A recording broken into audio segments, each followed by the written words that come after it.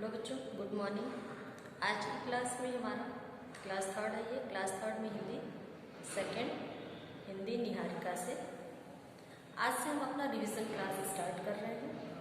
ये हमारा एनुअल के लिए रिवीजन क्लास फर्स्ट टाइम का चलेगा। अभी फर्स्ट टाइम के रिवीजन में आज हमारा पहला दिन है रिवीजन का। तो एनुअल के लिए जो हमारा पहला लेसन आएगा वो है 13 लेसन। 13 लेसन में हमारा है पंडित भोलानाथ की एक कहानी। इसमें आपने इस कहानी को अब तक पढ़ा ही होगा। क्लास टाइम में हमने आपको इस कहानी को सुनाया था, इस कहानी के बारे में आपको समझाया था।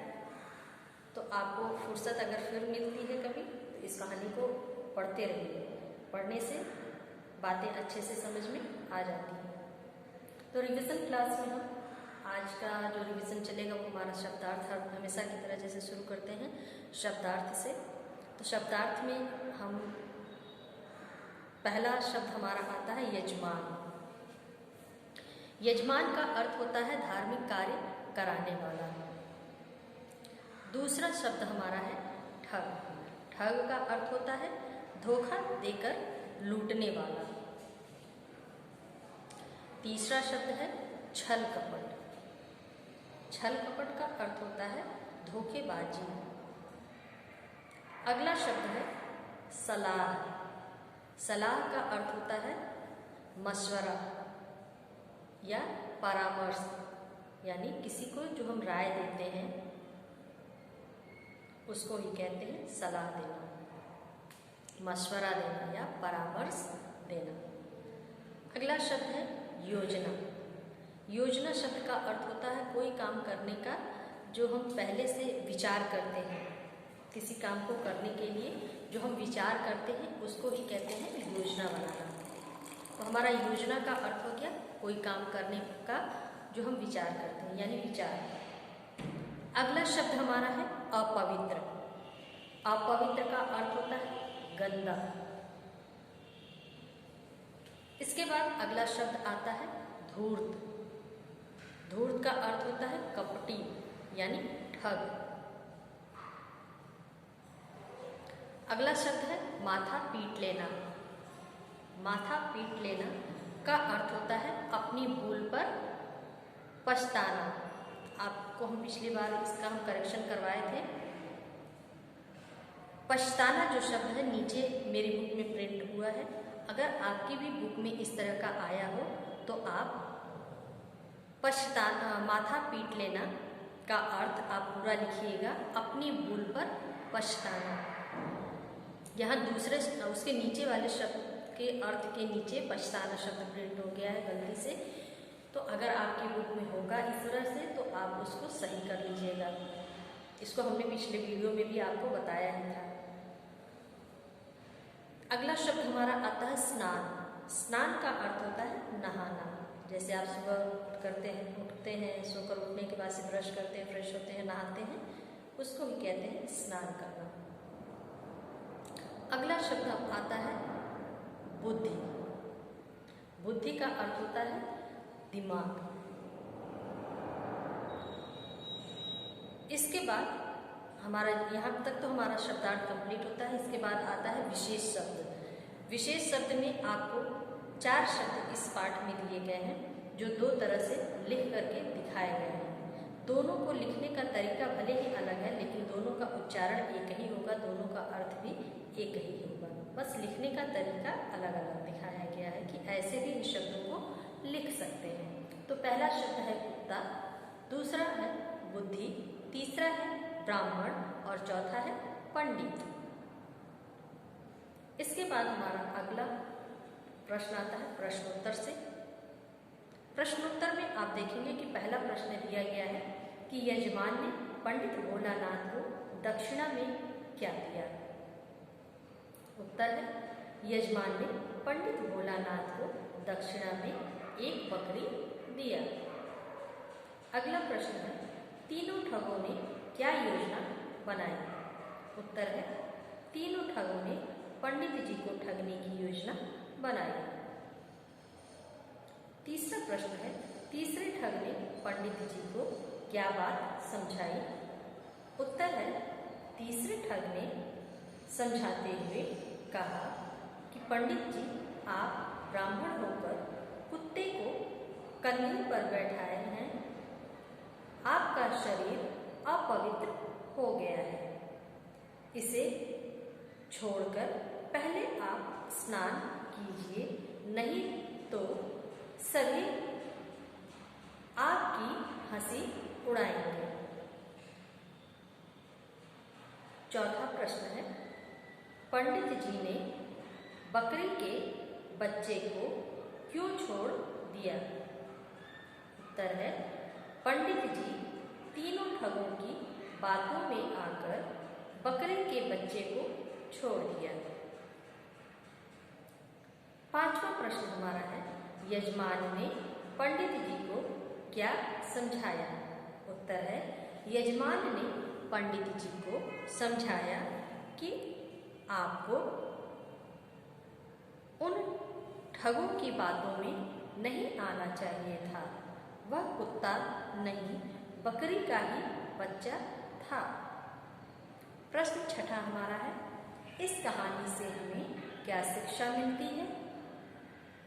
उत्तर है, इस कहानी से हमें यही शिक्षा मिलती है कि हमें सबकी बातें सुननी चाहिए, लेकिन अपना काम अपने मन व बुद्धि से करना चाहिए। तो यहाँ तक ये हमारा प्रश्नोत्तर हो गया। इसके बाद अगला प्रश्न हमारा आता है, किसने किससे कहा?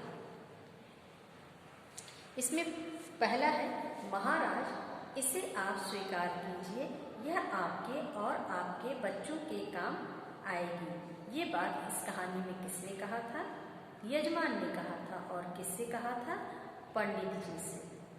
दूसरा प्रश्न है, राम राम पंडित जी, कहिए कहाँ से चले आ रहे हैं? अब इस कहानी में इस बात को किसने कहा? पहले वाले ठग ने, जो सबसे पहले ठग मिला था उसने कहा था। तो किससे कहा था ये बात? पंडित जी से। अगला प्रश्न हमारा है, किसी ने आपको धोखा दिया है पंडित जी? कहानी में इस बात को किसने कहा है? दूसरे ठग ने कहा। किससे कहा? पंडित जी से। इसके बाद से हमारा अगला प्रश्न आता है, नीचे लिखे शब्दों से वाक्य बनाइए। तो यहाँ हमको 4 शब्द दिए हैं। पहला है स्वीकार, दूसरा सलाह, तीसरा योजना और चौथा ठग। तो स्वीकार शब्द से हमने पहले वाक्य बनाया है कि मुझे तुम्हारी बातें स्वीकार है। दूसरा शब्द हमको मिला है सलाह। सलाह से हमने वाक्य बनाया, डॉक्टर से सलाह लेकर ही किसी दवा का सेवन करना चाहिए। तीसरा शब्द है योजना। योजना से हमने वाक्य बनाया, तीनों ठगों ने पंडित जी को ठगने की योजना बनाई।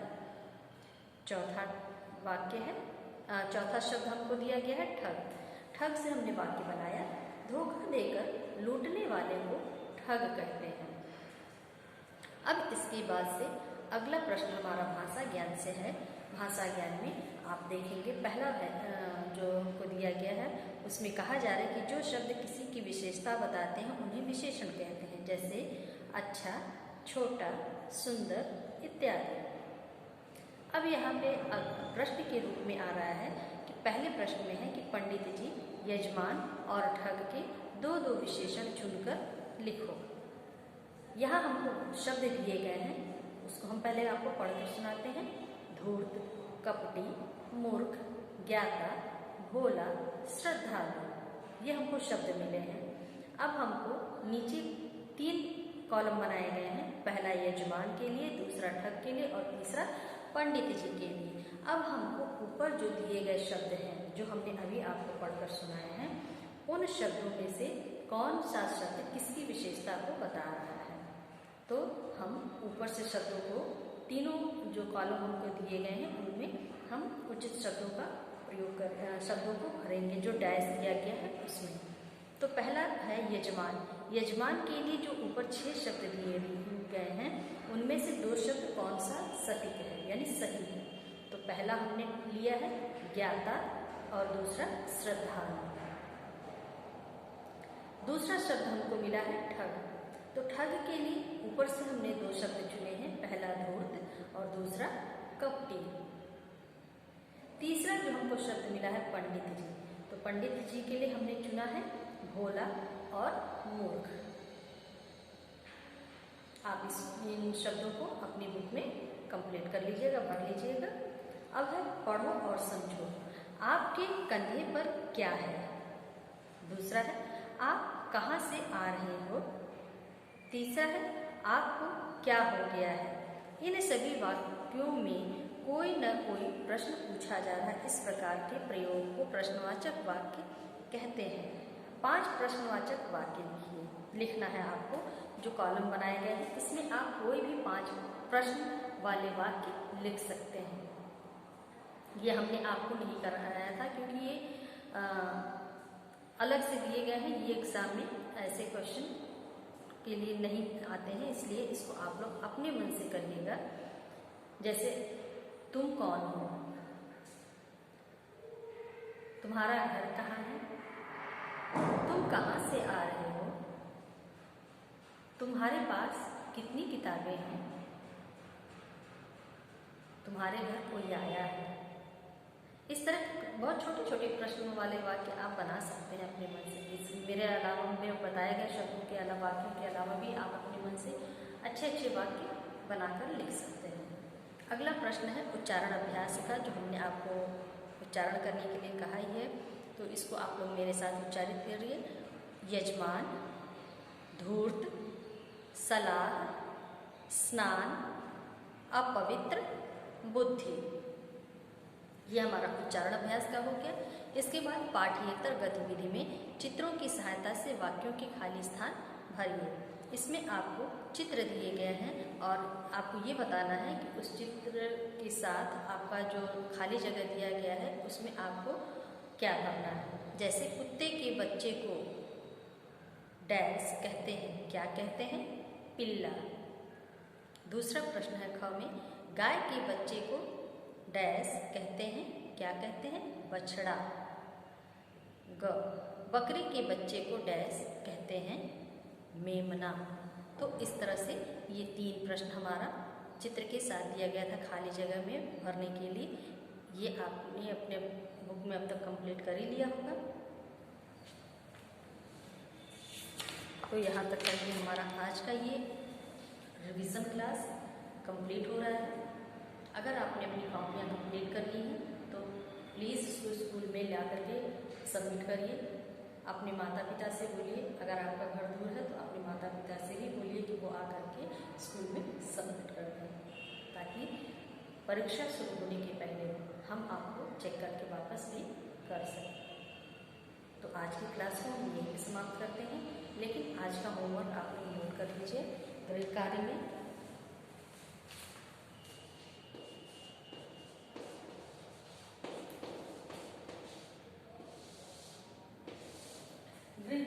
आज हम आपको इस कहानी को पढ़ने के लिए दे रहे हैं, क्योंकि ये एक तरह से चित्र कथा है जो चित्र के द्वारा समझाने का प्रयास किया गया है।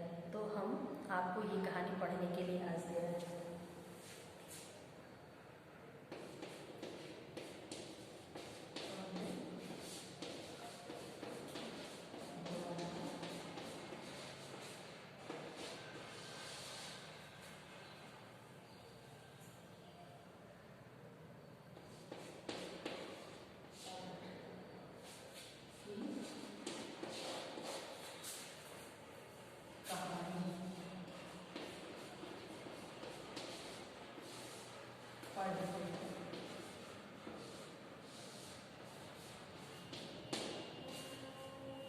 इस कहानी को आप लोग पढ़ करके समझिए, ताकि ये चित्र कथा है, बहुत आसानी से आपको पढ़ना और समझना इसमें आसान हो जाएगा। इसलिए हमने इस कहानी को आज आपको पढ़ने के लिए दिया है। इस कहानी को पढ़ते रहिए, एग्ज़ाम की तैयारी करिए। कॉपी अगर कंप्लीट हो गई है तो उसको सबमिट